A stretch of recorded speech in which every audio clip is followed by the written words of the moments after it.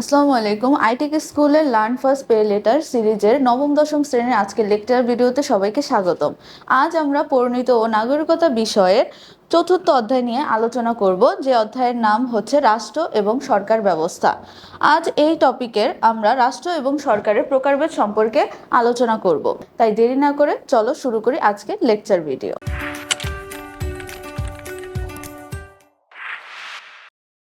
প্রথমত হচ্ছে রাষ্ট্র এবং সরকার। রাষ্ট্র বলতে একটি রাজনৈতিক প্রতিষ্ঠানকে বোঝানো হয়। রাষ্ট্রের উপাদান হচ্ছে চারটি: জনসংখ্যা, ভূখণ্ড, সরকার এবং সার্বভৌমত্ব। তো রাষ্ট্র হচ্ছে একটি রাজনৈতিক প্রতিষ্ঠান এবং রাষ্ট্র হচ্ছে একটি পূর্ণাঙ্গ অর্থাৎ পূর্ণাঙ্গ এবং স্থায়ী প্রতিষ্ঠান। রাষ্ট্র কখনো অস্থায়ী প্রতিষ্ঠান হতে পারে না। এবং সরকার হচ্ছে রাষ্ট্রেরই একটি অন্যতম উপাদান। আর সরকার ব্যবস্থাটা হচ্ছে আমাদের অস্থায়ী। রাষ্ট্রের মুখপাত্র হিসেবে সরকার গুরুত্বপূর্ণ ভূমিকা পালন করে। রাষ্ট্রের উপাদান আমরা চারটি, যেটা বললাম, যে জনসংখ্যা, ভূখণ্ড, সরকার, সার্বভৌমত্ব। জনসংখ্যা বলতে আমরা নির্দিষ্ট জনগোষ্ঠীকে বোঝাই। ভূখণ্ড বলতে আমরা নির্দিষ্ট হচ্ছে জমি জমা, আকাশসীমা এবং হচ্ছে রাস্তা, সব কিছুকে বোঝাই। সরকার হচ্ছে আমাদের একটি গুরুত্বপূর্ণ উপাদান এবং হচ্ছে সার্বভৌমত্ব, যেটি কিনা আমরা প্রথম অধ্যায়ে আলোচনা করেছি। এরপর দেখো রাষ্ট্র এবং রাষ্ট্রের প্রকারভেদ। রাষ্ট্রের প্রকারভেদকে বিভিন্ন ভাগে ভাগ করা হয়েছে: অর্থনীতির ভিত্তিতে, উত্তরাধিকার সূত্রের ভিত্তিতে, ক্ষমতা উৎসের ভিত্তিতে, উদ্দেশ্যের ভিত্তিতে এবং ক্ষমতা বন্টনের ভিত্তিতে। প্রতিটি অধ্যায়ের মধ্যে যে প্রকারভেদগুলো আছে সেগুলো আমাদের ভালোভাবে জানতে হবে, সেগুলোর দোষ গুণ সম্পর্কে জানতে হবে। প্রথমত অর্থনীতির ভিত্তিতে রাষ্ট্র। অর্থনীতির ভিত্তিতে রাষ্ট্র দুই ধরনের, এক হচ্ছে পুঁজিবাদী এবং হচ্ছে কি সমাজতান্ত্রিক। শর্টকাটে এখন দেখো, পুঁজিবাদী রাষ্ট্র বলতে কি বোঝায়? যেখানে হচ্ছে ব্যক্তি মালিকানাধীন সব থাকে, এখানে সরকারের কোনো হস্তক্ষেপ থাকে না, সেটা হচ্ছে পুঁজিবাদী রাষ্ট্র। অর্থাৎ চাহিদা এবং যোগানের ভিত্তিতে পণ্যের দাম যেখানে নির্ধারিত হয়। অপরদিকে সমাজতান্ত্রিক রাষ্ট্র হচ্ছে পুঁজিবাদী রাষ্ট্রের একদম বিপরীত। এখানে সরকারের মালিকানাধীন থাকে এবং সরকার দামটা নির্ধারণ করে দেয়। তারপর দেখো ক্ষমতার উৎসের ভিত্তিতে রাষ্ট্র। ক্ষমতার উৎসের ভিত্তিতে রাষ্ট্রকে দুই ভাগে ভাগ করা হয়েছে, এক হচ্ছে গণতান্ত্রিক রাষ্ট্র, আরেকটা কি একনায়কতান্ত্রিক রাষ্ট্র।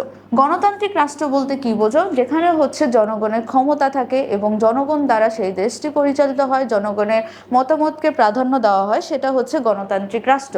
অপরদিকে একনায়কতান্ত্রিক রাষ্ট্র হচ্ছে যেখানে একজন সরকার বিদ্যমান থাকবে এবং সেই সরকার তাদের সকল ক্ষমতার উৎস থাকবে, এখানে জনগণের কোনো হস্তক্ষেপ থাকবে না। অর্থাৎ গণতান্ত্রিক বিপরীত হচ্ছে একনায়কতান্ত্রিক রাষ্ট্র।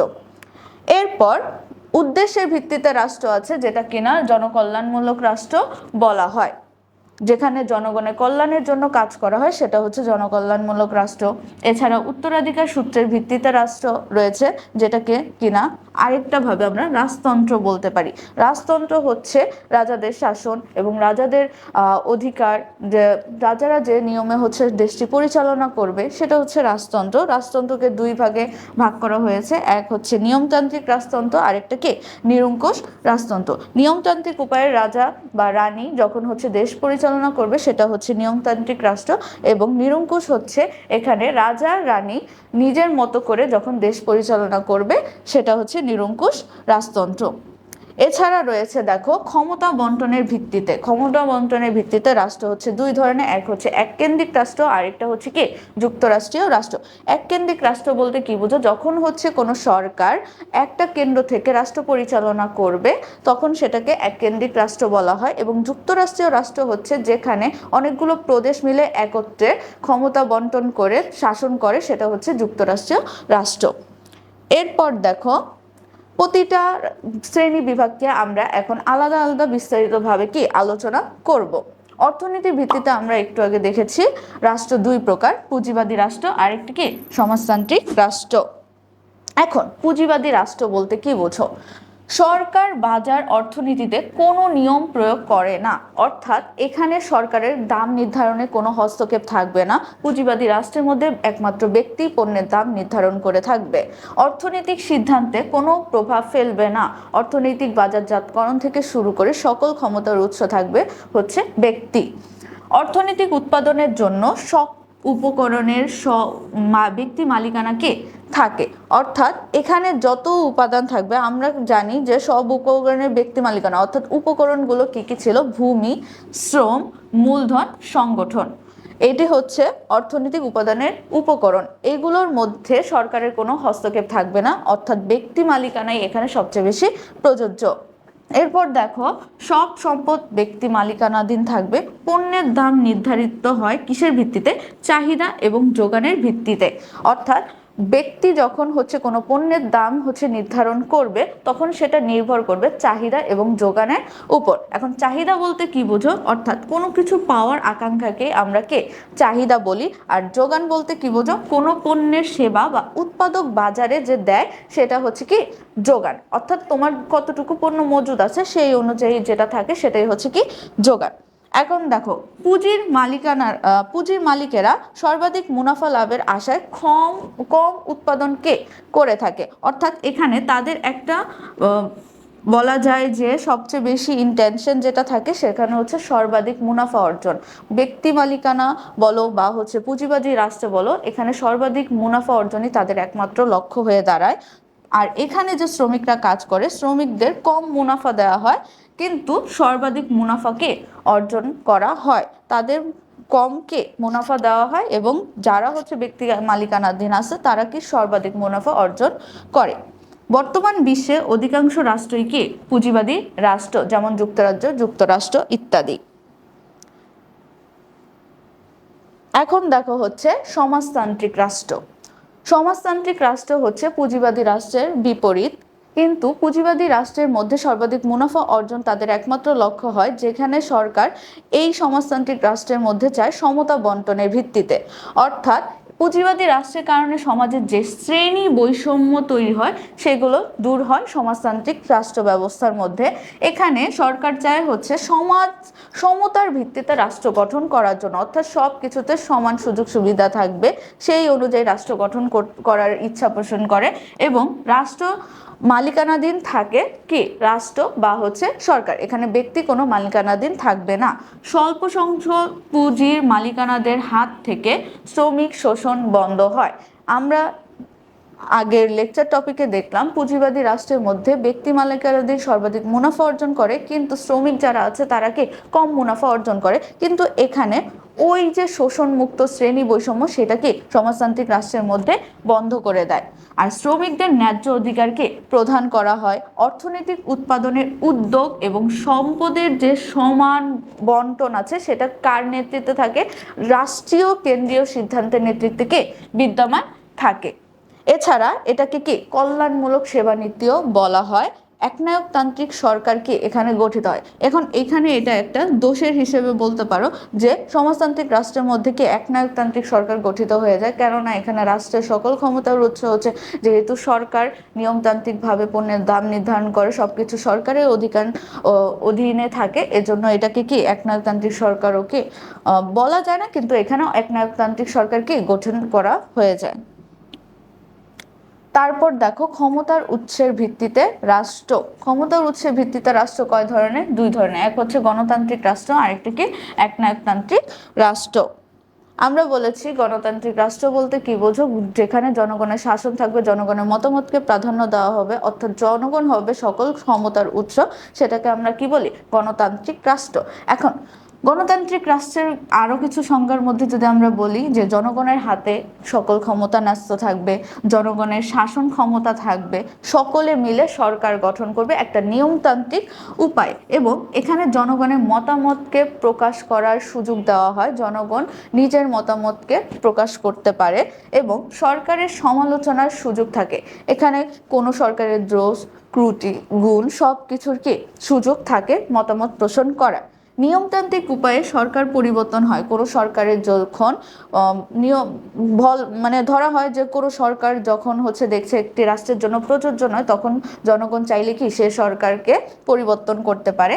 আর একাধিক রাজনৈতিক দল থাকে, যেহেতু এটা জনগণের দ্বারা তৈরি, এই জন্য এখানে একাধিক রাজনৈতিক দল বিদ্যমান থাকতে পারে। সকলের স্বার্থ রক্ষার সুযোগ থাকে। নাগরিকের অধিকার এখানে অবশ্যই পালন করা হয় এবং এখানে আইনের শাসন বিদ্যমান থাকে, যেমন হচ্ছে আমাদের বাংলাদেশ, ভারত, যুক্তরাষ্ট্রে এবং যুক্তরাজ্য ইত্যাদি। এগুলো হচ্ছে গণতান্ত্রিক রাষ্ট্রের উদাহরণ দেশ। তারপর দেখো একনায়কতান্ত্রিক রাষ্ট্র। একনায়কতান্ত্রিক বলতে তুমি যদি ভাঙাও, এক নায়ক অর্থাৎ একজন ব্যক্তি যখন সকল ক্ষমতার উৎস থাকবে, কিংবা একজন ব্যক্তি যখন হচ্ছে পুরো দেশটি হচ্ছে পরিচালনা করবে, সেটা হচ্ছে কি একনায়কতান্ত্রিক রাষ্ট্র। একনায়কতান্ত্রিক মধ্যে স্বেচ্ছাচারী শাসন ব্যবস্থা বিদ্যমান, অর্থাৎ এখানে সরকার যে থাকবে তার নিজের মতো করে সে কে শাসন কার্য পরিচালনা করে, এবং এখানে জনগণের হাতে ন্যস্ত নয়। অর্থাৎ এখানে কোনো মানে অবস্থায় তুমি কোনো মত প্রকাশ করতে পারবা না, অর্থাৎ এখানে জনগণকে কি প্রাধান্য দেওয়া হয় না, সরকার যা বলবে তাই কি ওই রাষ্ট্রের মধ্যে প্রযোজ্য করা হবে। স্বেচ্ছাচারী দল বিদ্যমান, এখানে সরকার যাকে যেভাবে তার নিজ অনুযায়ী দল নির্ধারণ করতে পারবে। শাসক দল শ্রেণী, অর্থাৎ এখানে শাসক দল শ্রেণী বিদ্যমান, এবং নেতা সকল ক্ষমতার অধিকারী, যেটাকে বলা হয় একনায়ক বা ডিক্টেটর। এখন পরীক্ষার মধ্যে এই ডিক্টেটর শব্দটি অবশ্যই আসে, বেশিরভাগ ক্ষেত্রে তোমরা এমসিকিউ বা হচ্ছে ক নম্বরে দেখবে যে ডিক্টেটর শব্দের অর্থ কি। ডিক্টেটর শব্দের অর্থ হচ্ছে কি একনায়ক, অর্থাৎ নেতা যেখানে সকল ক্ষমতার অধিকারী থাকবে সেটাকেই কি ডিক্টেটর আমরা বা হচ্ছে একনায়ক বলতে পারি। শাসককে সহায়তার জন্য মন্ত্রী বা উপদেষ্টা থাকবে। এখানে যে শাসক থাকবে সে একা দেশটি পরিচালনা করবে না, তার সহযোগিতার জন্য সে সেখানে মন্ত্রী বা উপদেষ্টা রাখতে পারেন। তারা শাসকের আদেশ নিষেধ মেনে চলে, অর্থাৎ এই মন্ত্রী এবং উপদেষ্টারা শাসকের কি আদেশ নিষেধ মেনে চলবে। এখানে কোনো জবাবদিহিতা নেই। জবাবদিহিতা বলতে আমরা কি বুঝি, যে হচ্ছে তুমি কোনো কাজ করতেছো এবং সেটার জন্য তোমার একটা নির্দিষ্ট সময় জবাবদিহিতা দিতে হবে, যে এটা কতটুকু কাজ সম্পূর্ণ হয়েছে বা কতটুকু হয়নি। কিন্তু আমাদের একনায়কতান্ত্রিক রাষ্ট্র ব্যবস্থার মধ্যে এরকম জবাবদিহিতা নেই। আর এখানে অবশ্যই একটি রাজনৈতিক দল থাকবে, অর্থাৎ যে সরকার আসবে ওই সরকারের রাজনৈতিক দলটিকে এখানে বিদ্যমান থাকবে। দলনেতাই হচ্ছে দলপ্রধান অথবা সরকার প্রধান থাকবে। আর এর উদাহরণ হচ্ছে গণমাধ্যম, রেডিও, টিভি অথবা কে সংবাদপত্র। ইচ্ছা অনুযায়ী আইন সে প্রণয়ন করতে পারে। আর তাদের একটা মূল স্লোগান হচ্ছে এক জাতি, এক দেশ, এক নেতা, এক আদর্শ। অর্থাৎ তোমাদের সৃজনশীলে অথবা খ নম্বরে এই জিনিসটা আসে, এক জাতি এক দেশ এক নেতা বলতে কি বোঝো, অথবা কোন সরকার ব্যবস্থা রাষ্ট্র ব্যবস্থার মধ্যে এটা বিদ্যমান, এবং এক জাতি এক দেশ এক নেতা একনায়কতান্ত্রিক রাষ্ট্রের মধ্যে কেন গুরুত্বপূর্ণ ব্যাখ্যা করো। এগুলো সবই কি রয়েছে। তারপর আমরা দোষ গুণ দেখব বিভিন্ন রাষ্ট্র ব্যবস্থার মধ্যে, কেননা যেগুলো দোষ আছে অবশ্যই সেখানে গুণও বিদ্যমান থাকে, গুণ থাকলে সেখানে অবশ্যই দোষ থাকে। তেমনই হচ্ছে গণতান্ত্রিক রাষ্ট্রের দোষ ও গুণ আমরা এখন পড়ব। গণতান্ত্রিক রাষ্ট্রের গুণ, গুণগুলো কি কি দেখো। গণতান্ত্রিক বলতে আমরা প্রথমত বলছি যে জনগণের শাসন, অর্থাৎ এখানে এজন্য ব্যক্তি স্বাধীনতার রক্ষা কবচ, অর্থাৎ জনগণ নিজেদেরকে রক্ষা করার একটা মানসিকতা পায়, কেননা এখানে জনগণ নিজে অনুযায়ী হচ্ছে সরকার প্রয়োগ করে এবং সরকারকে নিজ আসনে বসায়, এজন্য এটা কি ব্যক্তি স্বাধীনতার রক্ষা কবচ। তারপর হচ্ছে দায়িত্বশীল শাসন ব্যবস্থা, অর্থাৎ জনগণ যেহেতু একজন সরকারকে হচ্ছে আসনে বসায়, অর্থাৎ ওই সরকারের মানসিকতার মধ্যেও থাকে যে আমাকে যেহেতু হচ্ছে জনগণ হচ্ছে বসেছে, অবশ্যই সেখানে কি আমার একটা দায়িত্ব রয়েছে এবং সেই দায়িত্ব অনুযায়ী কি আমার কাজ করতে হবে। তারপর সরকারের দক্ষতা বৃদ্ধি, ওই যে জনগণ যেহেতু তাকে হচ্ছে কি তোমার শাসন ব্যবস্থায় বসাইছে, এজন্য কি সরকারের দক্ষতাটাও সেখানে বৃদ্ধি করার জন্য সে চেষ্টা করে, এজন্য এখানে সরকারের দক্ষতা কি সবচেয়ে বেশি গুরুত্বপূর্ণ। তারপর হচ্ছে সাম্য সম অধিকারের প্রতীক। গণতন্ত্র মানেই হচ্ছে সাম্য এবং সম অধিকারের প্রতীক, কেননা সাম্য মানে হচ্ছে সমান এবং সম অধিকার মানে সকলকে সমান অধিকার দেওয়া। নাগরিকদের মর্যাদা বৃদ্ধি করে এবং যুক্তি ও সম্মতির ওপর প্রতিষ্ঠিত হয়। গণতান্ত্রিক রাষ্ট্র অবশ্যই যুক্তি এবং সম্মতির ওপর কি প্রতিষ্ঠিত। আর রাজনৈতিক শিক্ষা লাভ করে, জনগণ রাজনৈতিক শিক্ষা প্রকাশ করতে পারে, সেই শিক্ষা অর্জন করতে পারে এবং সেটাকেই কি বলে রাজনৈতিক শিক্ষা লাভ। এবং এখানে বিপ্লবের সম্ভাবনা কম, যেহেতু জনগণ সরকার নির্বাচিত করে, এখানে সরকারের নিজস্ব কোনো বিপ্লবের সম্ভাবনা নেই। এখন দেখো হচ্ছে গণতান্ত্রিক রাষ্ট্রের দোষ। অর্থাৎ এখানে একটা মূল পয়েন্ট হচ্ছে গুণ ও যোগ্যতার চেয়ে সংখ্যার উপর গুরুত্ব প্রদান করে। আমাদের গণতান্ত্রিক রাষ্ট্রে ভোট প্রধান হলে যেখানে হচ্ছে মাথা গণনা করা হয় যোগ্যতার চেয়ে, অর্থাৎ এখানে যে বেশি সংখ্যক ভোট পায় অথবা বেশি সংখ্যক মানুষের দ্বারা আবির্ভূত হয় তখন তাকেই কি ওই পদে ভূষিত করা হয়। এজন্য বলেছে যে গুণ বা যোগ্যতার চেয়ে আমাদের কি সংখ্যার গুরুত্ব প্রদান করা, এই জিনিসটা দেখানো হয়। মাথার থেকে কি মাথার সংখ্যা গণনা করা হয় বুদ্ধি বা হচ্ছে গুণ থেকে।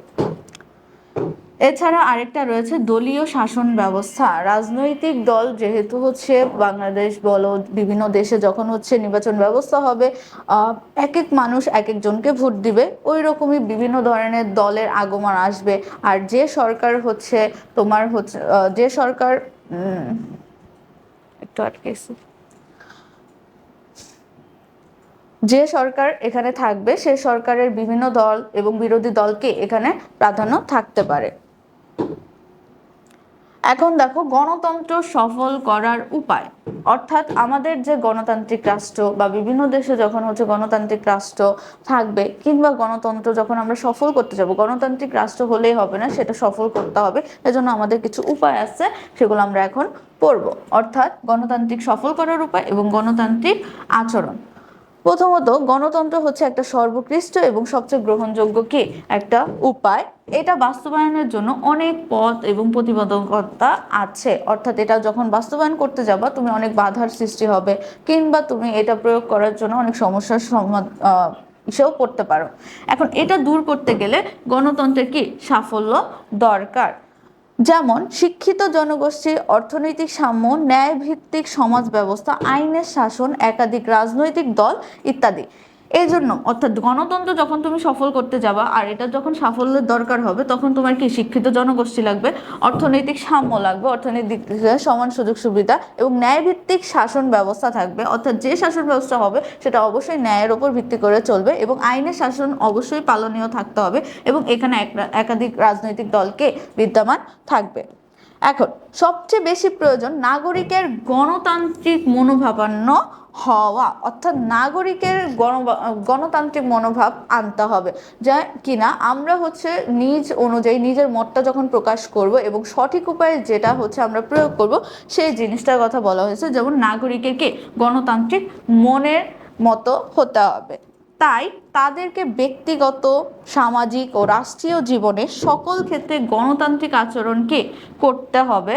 তাই এজন্য আমাদের যে নাগরিক মনোভাবাপন্ন বা গণতান্ত্রিক যে মনোভাবাপন্ন হতে হবে, এজন্য আমাদের পরমত সহিষ্ণুতা অর্জন করতে হবে, অন্যের মতামতকে কি গুরুত্ব প্রদান করতে হবে এবং ব্যক্তি স্বাধীনতা বা দলীয় স্বার্থ পরিহার করতে হবে। কোনো একক ব্যক্তি বা দলকে আমরা হচ্ছে স্বার্থের ভিত্তিতে আগানো যাবে না, এখানে ব্যক্তি বা দলীয় স্বার্থ পরিহার করে সকলের জন্য কাজ করতে হবে, অন্যের অধিকারকে সম্মান দিতে হবে, সমপ্রীতি, সহযোগিতা, সহনশীলতা বজায় রাখতে হবে, সবার মধ্যে ভ্রাতৃত্ববোধ আনতে হবে।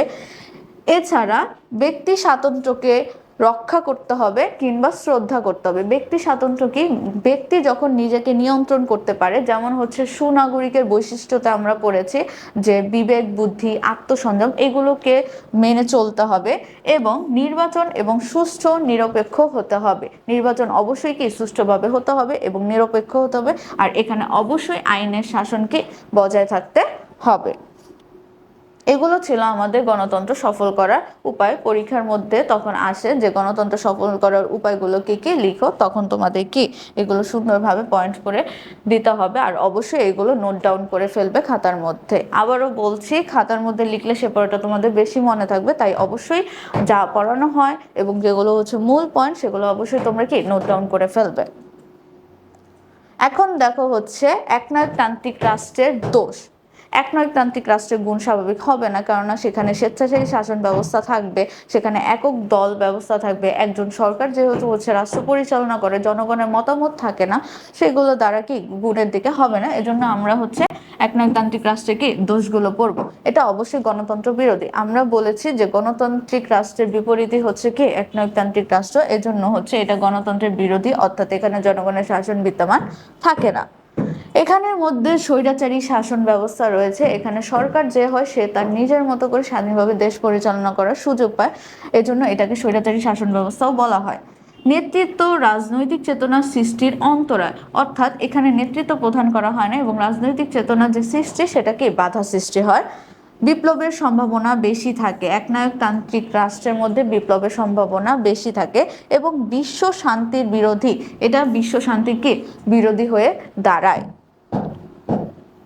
তারপর দেখো হচ্ছে ক্ষমতা বন্টনের ভিত্তিতে রাষ্ট্র। ক্ষমতা বন্টনের ভিত্তিতে রাষ্ট্র কয় প্রকার? দুই প্রকার।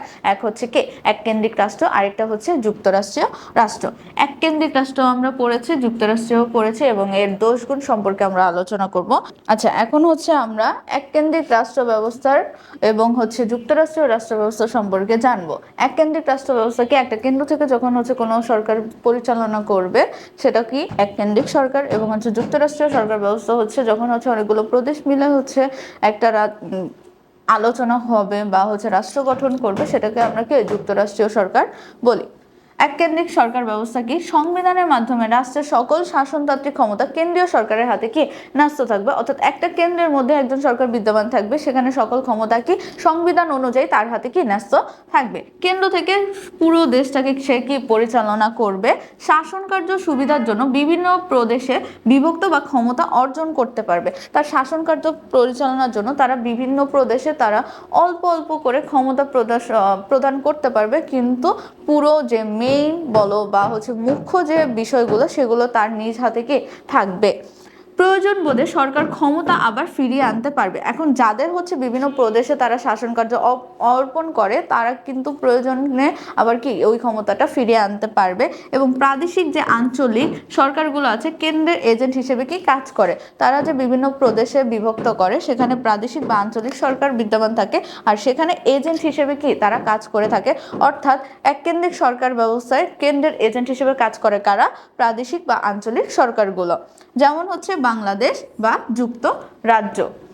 এখন দেখা হচ্ছে যুক্তরাষ্ট্রীয় ব্যবস্থা। যুক্তরাষ্ট্রীয় ব্যবস্থার মধ্যে একাধিক অঞ্চল বা প্রদেশ মিলে রাষ্ট্র গঠন করা হয়। এখানে একজন সরকার একটা কেন্দ্র থেকে থাকে না, এখানে বিভিন্ন প্রদেশ বা অঞ্চল মিলে কি গঠন করা হয়।